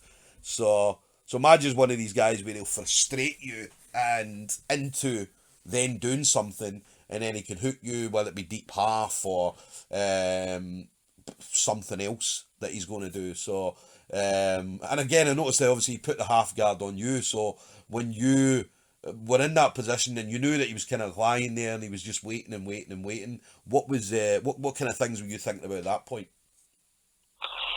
I was trying to see what he would do, because a lot of people who I roll against regularly who take half guard will then go for a deep half, or they'll go for some kind of hip bump or Kimura style sweep. Yeah.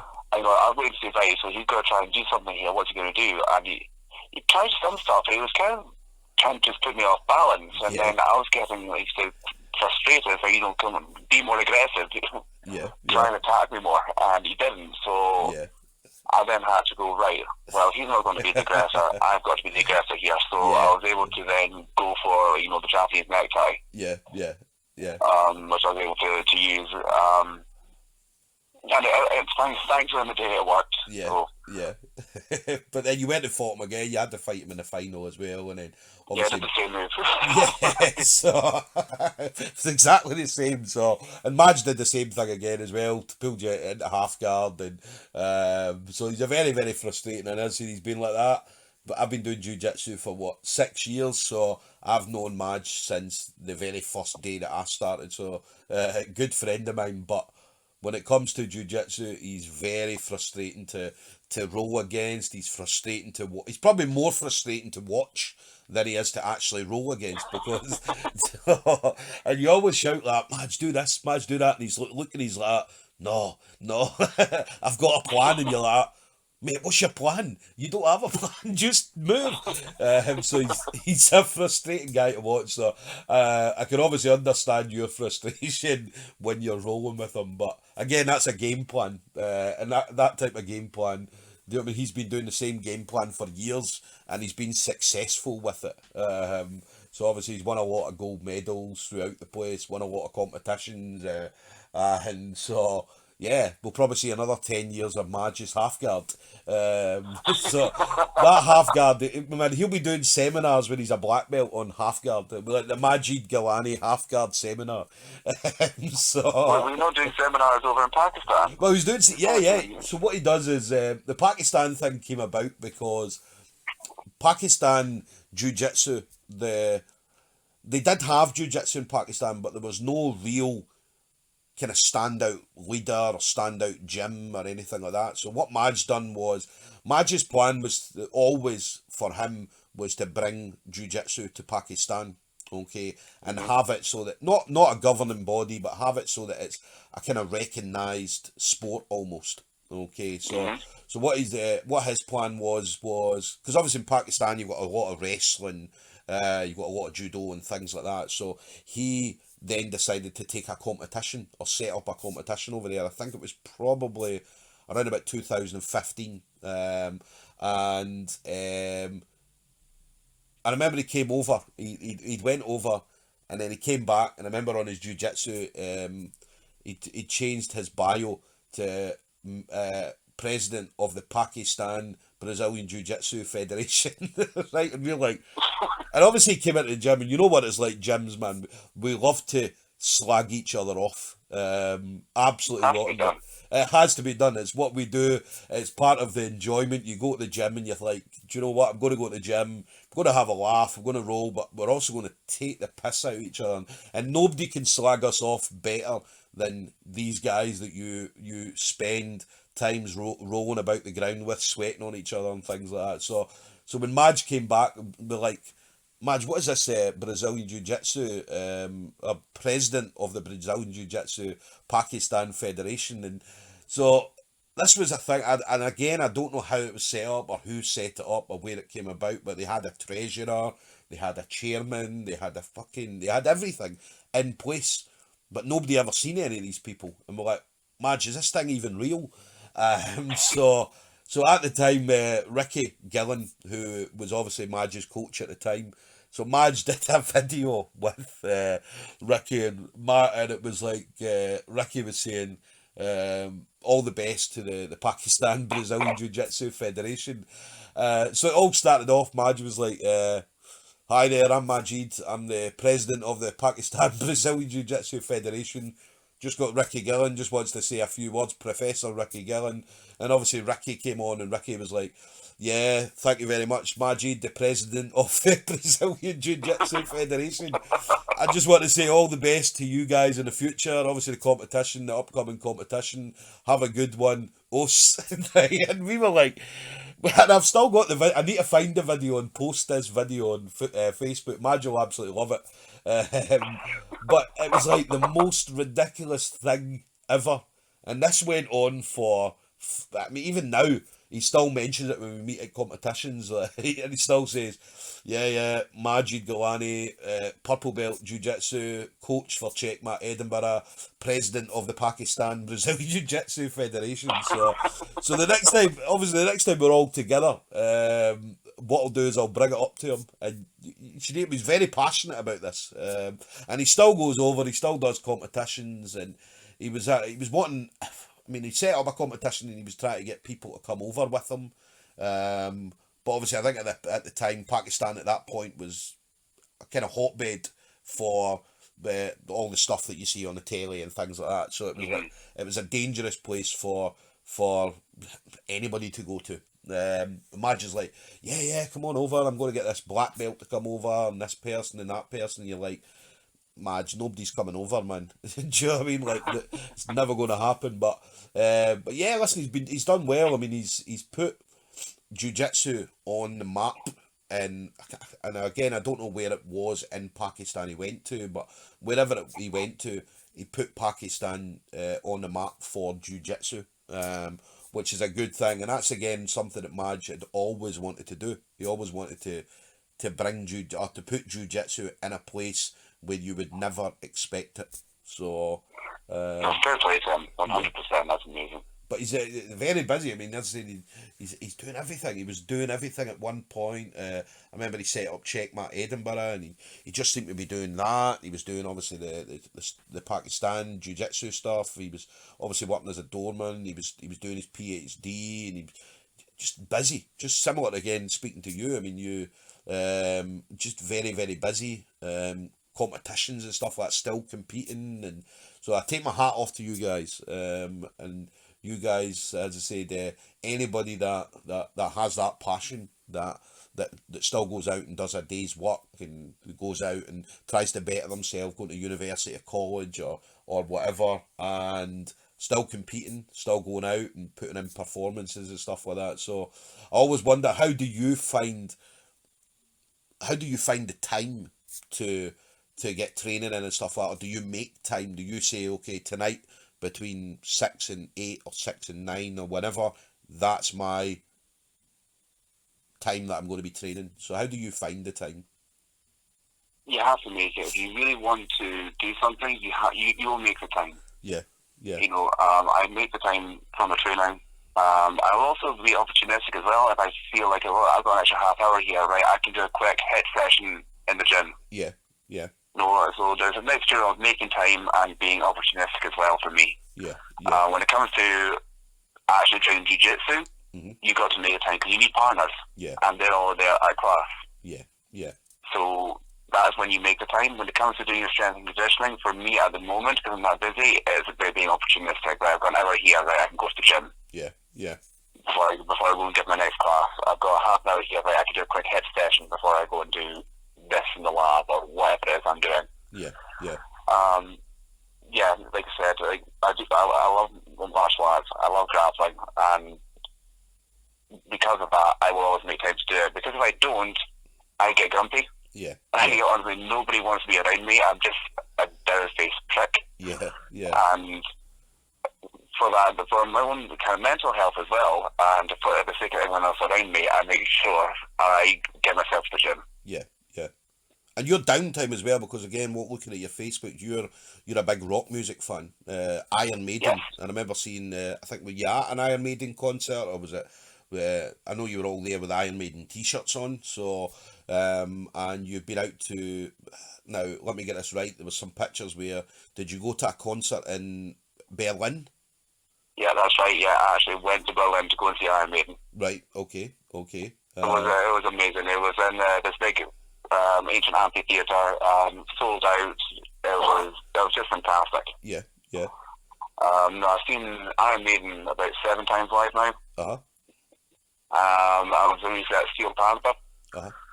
They're kind of comedy more than anything else, but you know, it's just sleazy glam rock. But I also like my black metal. I like death metal. I like rock, country, blues. Big blues fan. Yeah. Anything kind of like you don't hear in the nightclub, really. Yeah.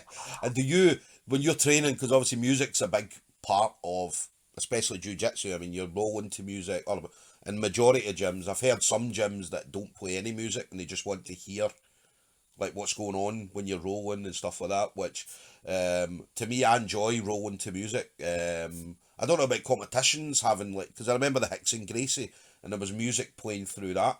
As the competition was going on. Obviously, I know what happens at SGI, but SGI was obviously a different kind of setting. It's an invitational submission only. So, but do you feel that when you're rolling, is music important to you to be listening to music whilst you're training? Well, 100%. If I don't have music on, I feel like something's not quite right. Yeah. I don't necessarily care what it is. Yeah. Now, if I'm coaching a class, then it's my music, or like it a little bit. So I'll put on, Five Finger Death Punch, or just nothing too extreme, but something that's kind of still rocky. But one of my friends, he has a playlist that's got S Club 7, Boyzone and things like that on it. So I'll also do wrestling to, I Want It That Way, and it's a lot of fun. Oh no, yeah. Well, it's true. Whoever's in charge of the class, it's usually their music that you're listening to, and as I say that, and it's an unknown rule. So anybody that listens to this, if you're in a gym, whoever's in charge of the class, it's their priority to play their music. So exactly. And I've had it where I've been in the class and we've been doing an open mat and somebody's plugged their music in, and then as soon as the coach or professor or whatever you want to call them come into the class, they then unplug it and put their own stuff on. Do you know what I mean? And you can go from, especially Marcos, I mean, when we can be listening to, like, I don't know, usually it's hip hop music. So kind of old school hip hop music, and then Marcos will come in and he'll be plugging his music in, and then suddenly it's this kind of cheesy dance music. Do you know what I mean? Obviously, being Brazilian, he's obviously in a bit of a bizarre taste of music sometimes. Although he likes Redman, Wu-Tang Clan and stuff like that, but we don't ever hear that in class. So I think he kids us on when he tells us he likes that, just to make himself look good. But usually it's some cheesy kind of samba music, and but yeah, it's an unknown rule. Whatever, if you're going into class, whoever's in charge of the class, it's their music that you listen to, or if you don't like it, you know where the door is. So yeah, exactly. And then when you're listening to music, what kind of, so if you're not in charge of the class, obviously you mentioned here about, obviously somebody's got a playlist with kind of S Club 7, Boyzone and stuff like that. But what's typically, if you guys are having an open mat, what typically are you guys listening to at Dundee MMA? It depends who gets to the docking station first, to be fair. If it's Craig, he'll be putting on Iron Maiden. Actually, no, that's a lie. Yeah. He's found a Viking CD that's got Viking drumming and chanting on it, so that gets played quite a lot. Yeah. That's on repeat, usually for a couple of hours. Yeah. Sometimes, like I said, if Mingu's playing, he used to train up at Aberdeen, if K-pop gets thrown on. Yeah. It really is whoever gets to the docking station first. Right, okay. Well, most people there do listen to rock and metal, I have to say. That's what I usually hear most more than anything else. Yeah. That rock music's good. I mean, we've got Peter, one of the guys in our gym. Peter loves, like, I remember we going to the first Europeans, 2018 I think it was, or 2017, and I remember I come in and there was only me, him, and one other guy, Thomas, in the gym. And what we were doing is Thomas had put together a circuit that we were doing, and I put on music, and it was like hip hop music, but it was like kind of hardcore, like DMX kind of, do you know what I mean, rough kind of hip hop music. Right, okay, yeah. And I remember Peter saying, "This is shite. I don't want to listen to this." And I'm like, "Well, what do you want on?" "I want some rock music on, man. I want something that if I'm doing a circuit for a half an hour or an hour, I want something that I'm like, yeah, I'm ready to kill anybody at the time." And you're like, right, okay. So he and again, I don't know what he put on, man, but it was some hard rock music. Do you know what I mean? So he stuck that on, and yeah, we did the circuit. We completed the circuit. And then Peter went away wanting to kill everybody, so so it works. Music does work when you're training. So yeah, but even if I go for a run, I need to have music on. Otherwise, I'll just get bored. Yeah. I'll stop. Yeah. I need to have something on. Yeah. It could be anything. Yeah. But if I do my own training, my own time, it's definitely the harder kind of metal. If I'm coaching a class, Yeah. it's more kind of more rocky, but there needs to be some kind of music on when I'm doing any kind of exercise. Yeah. Brilliant. So music's always a big plus. Not just in jiu-jitsu, MMA. I mean, MMA especially as well, because these guys train all the time to music. So, and then for you, what's your vision for the future? So what do you? Because obviously I know you're obviously looking at your PhD. You're obviously hopefully going to finish that off within the next couple of years. But from a kind of jiu-jitsu point of view, what's your vision? Where do you see yourself in 10 years?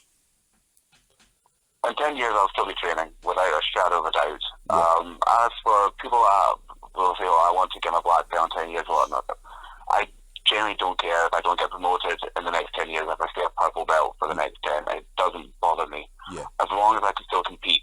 Yeah. I'm hopefully James and the rest of the crew at Scottish Grappling will have me back on SGIs. Yeah. I love being on them. Yeah. I just think it's a great atmosphere, and I really enjoy kind of being part of that. Yeah. Hopefully I'll have learned some new moves. Hopefully I won't be broken, most of the point, so I can still do training and whatnot as the best I can. You know, because there's no lie, at the end of the day, it is a combat sport and injuries do happen, you know.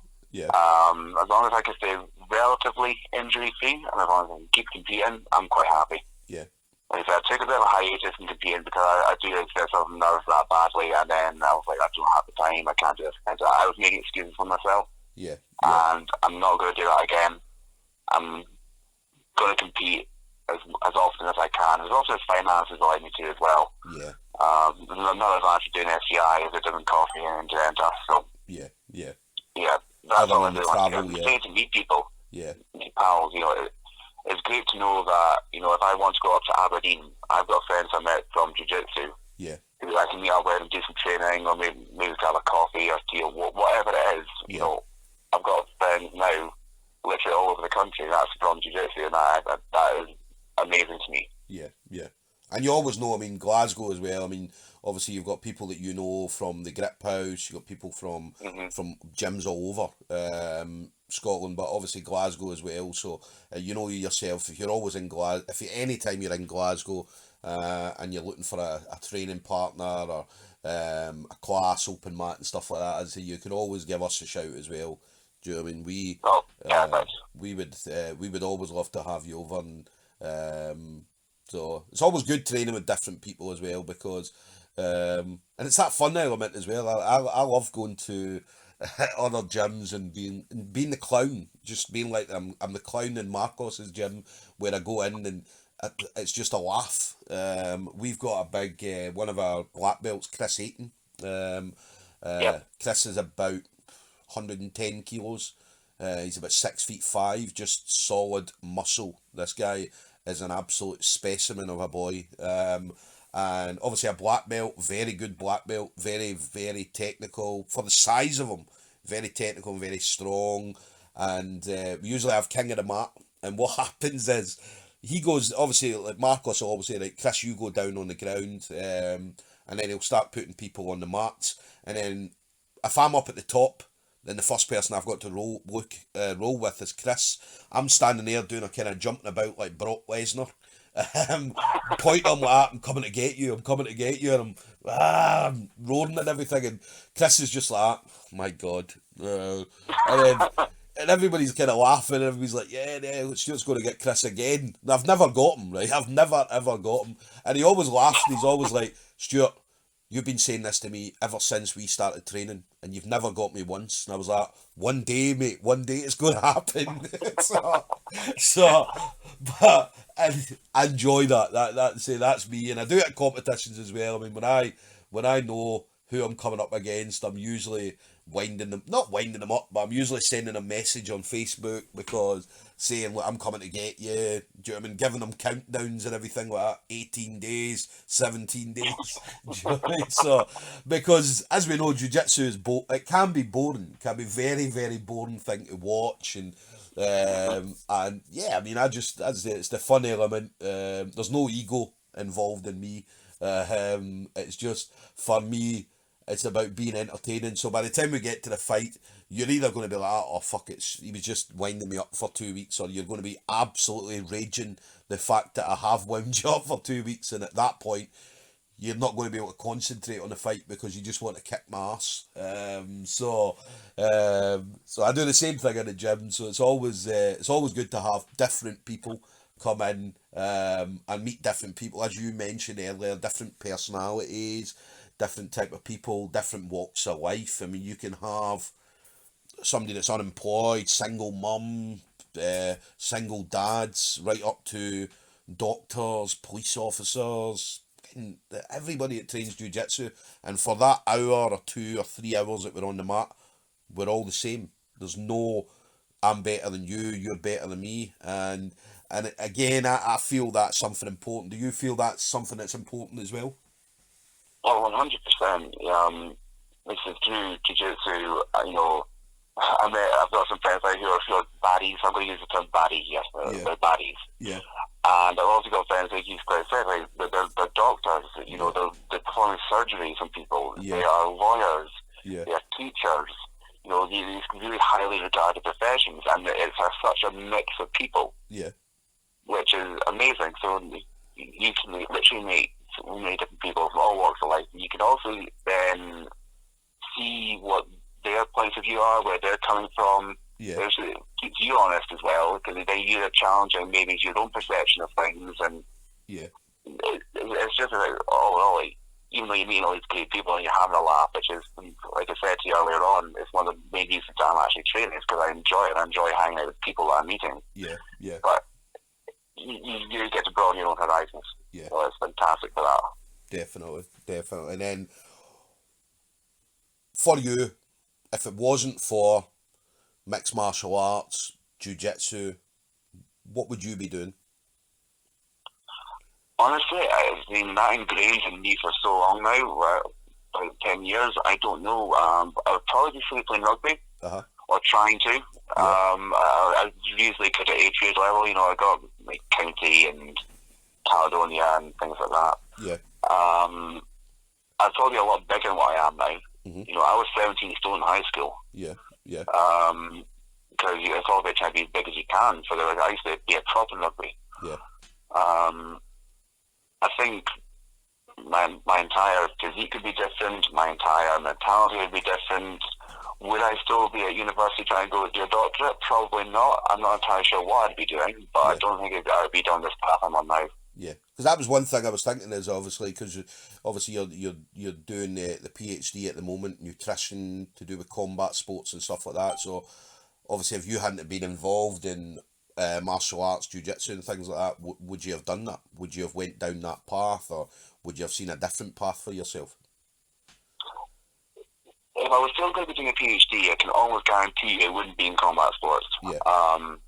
It's only from doing my own experiences, and I used to think I was relatively fit, and then one session of it was MMA, and I thought my soul was a way to leave my body. Yeah. I was that unfit, and then I started thinking, like, how can we get fitter for it? Because this is its own specific kind of fitness. I can be really fit and go for runs, and then I can die after one round of rolling. Yeah. Yeah. But equally, guys who do rolling cannot run for like 4 miles. Yeah, yeah. So why is this happening? Why is it got me curious, it got me thinking, and then I kind of went down like the rabbit hole of like what's actually happening to our bodies to make us be specified athletes in our chosen disciplines.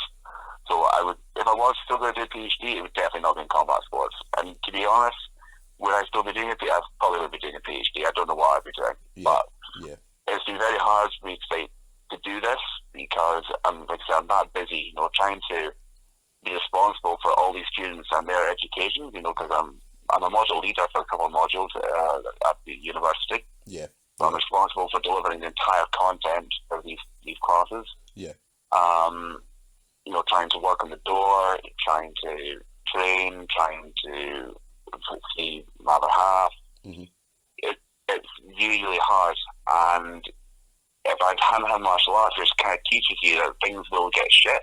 Yeah, yeah. For example, the first time you're in side control against like a big, massive, strong person, it's awful. Yeah, oh yeah. Definitely. But then you have to then work your way out of it, and you have to keep going forward. You have to keep trying to improve. You have to keep mastering the technique. Mm-hmm. You have to keep trying to be fitter. You have to be, all these things gives you this mentality to keep going forward. And that's just, to be honest, that mentality is the only thing that's kept me going as long as I have done. Because I'm now at a stage where I'm not giving up. I've been through loads now. Yeah. And martial arts, and specifically jiu-jitsu and MMA, have given me the belief in myself that I can actually overcome it and I can do it. Yeah, yeah. And it's good. I mean, it's definitely good to have somebody like you in jiu-jitsu, because as I say, when anybody thinks of martial arts, jiu-jitsu, they always think of these Do you know what I mean? And it's always this preconception where they think, as you mentioned earlier, he's a thug, he's an animal, monster. Do you know what I mean? And having different people in jiu-jitsu or martial arts, and then to know that you're out doing a PhD. Yeah, you might be working as a doorman at the moment, but you said yourself you're not going to be doing that forever. But you're out doing a PhD. It's intelligent people. I mean, you're talking about doing lectures and stuff like that. You're responsible for putting things together for the students that you're in charge of, and so it's not all about thugs and animals and criminals and stuff like that. That a lot of people have that preconception of being. So it's great to have somebody like you in jiu-jitsu, and I mean, especially when you with the nutrition stuff, as I said, when you do pass or when you finish the PhD, and obviously again helping guys when it comes to nutrition for MMA, even jiu-jitsu and stuff like that. So I'm pretty sure there'll be a lot of people out there seeking your help when it comes to that. So listen, it's been a pleasure talking to you. Anybody that you want to kind of shout out, anybody that's been a part of your journey over the last 10 years that you kind of want to thank, anybody at all? Wow, the nice thing, like I've already kind of touched on, there's so many people that have influenced the way I train and everything. Yeah. From Rasmus at TNT and Rav, who kind of started me on this, to Billy Becker's been huge, Henry, Ewan Sloan, Graham Lowe. These are all the guys who train with me all the time. Yeah. Even with Tyler in Oxford, Max Campos, he's one of the heads of Checkmate. He was my coach in Oxford. I used to train with Michael Page and Nishek Misiala. They were my coaches in there. Yeah. Obviously everyone I trained with, Patrick, Ewan Maddox, he was in Team Scotland wrestling team. I trained with him a lot. Mingu, Chris McDougall, Kenny. There's so many that I train with on a constant basis. I can't actually name them all. So. Thank you to everyone who's actually helped me in any way, shape or form. It's been fantastic. Definitely. I mean, it's been a long journey so far, 10 years. And yeah, as I said, definitely looking forward to seeing more. I'll see you at SGI 7 because I'll be there as per usual, holding the bar up, no doubt. So as I think I was doing the last time, but yeah, no, I don't think I will, because obviously I'm going to be fighting at the Glasgow Open. So obviously the gi comp that Scottish Grappling are putting on the April 5th. So I'll be there anyway. I'll be fighting that. As I'm fighting at usually I fight at 100 kilos, or I fought a few times in the ultras.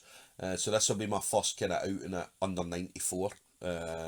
So I've managed to somehow get my weight down. I've seen you do the stuff up, man. Congratulations, that's amazing. So going to be going in under 94, so we'll see what happens with that. So I'll see you at SGI, and then obviously see you as well at the Glasgow Open. So SGI will definitely get a catch up, and we'll have a chat again. We'll try and get Madge to tell us a story about the Pakistan president of the Brazil Jiu-Jitsu Federation. So we'll try and get some of that off of Madge.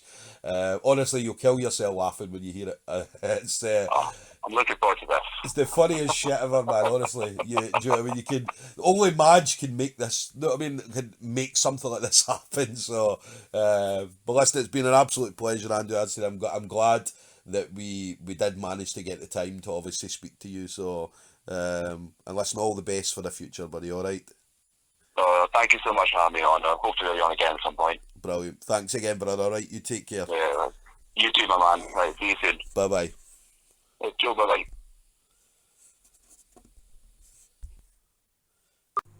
So hi guys, that was Andrew Marley. Andrew Marley, purple belt, fighting out of Dundee MMA.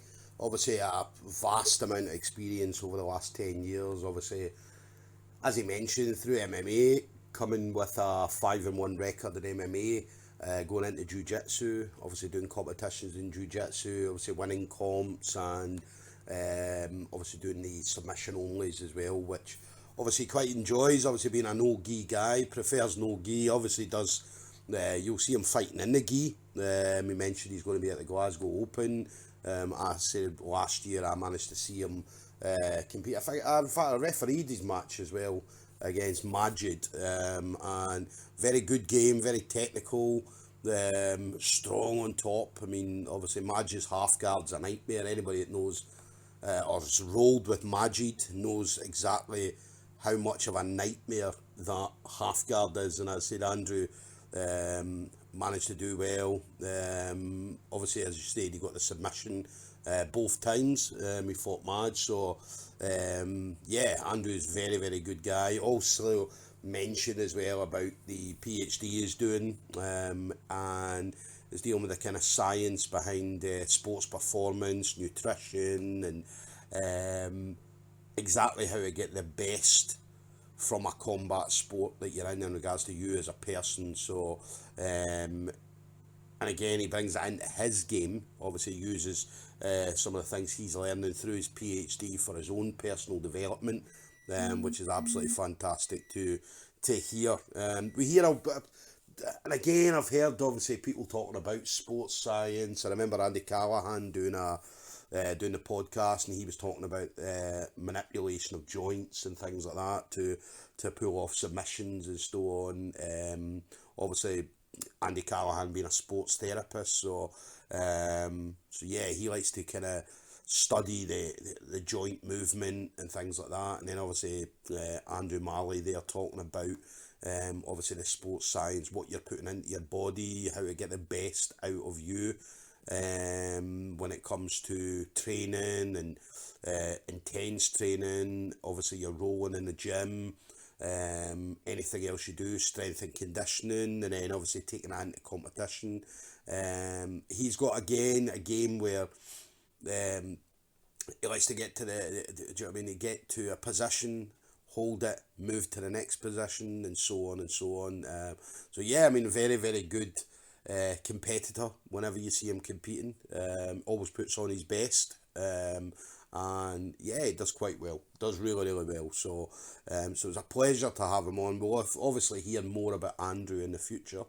We'll definitely hear more about him in the future. So listen, thank you again, Andrew, for coming on, and obviously sharing your journey with everybody, for everybody to hear. So guys, thanks very much for listening, and we'll see you on the next one.